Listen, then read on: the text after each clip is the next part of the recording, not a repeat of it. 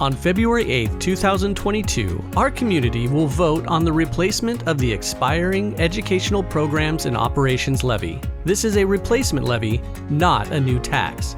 This education levy helps bridge the gap to cover costs at all schools not fully funded by state or federal dollars, such as critical staff, including nurses, counselors, teaching assistants, technology support staff, and custodians. For example, the state funds just over 3 nurses for our entire school district. Levy funding provides for approximately 13 additional nurses, all to support our nearly 21,000 students. The education levy also provides funding for elective classes and enrichment programs like STEM, International Baccalaureate, Highly Capable, College in the High School, and Advanced Placement courses. The levy is essential for special education services not funded by the state or federal government. Extracurricular programs such as art, drama, music, and sports are all paid for by the levy.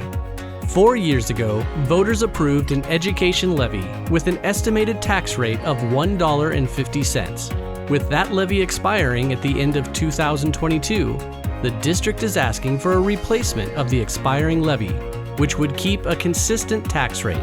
This is not a new tax. This levy is our second largest revenue source and makes up about 15% of our budgeted general fund.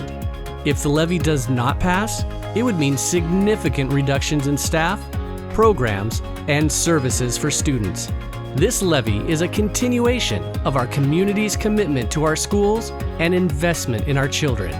The election is February 8th. Please remember to vote.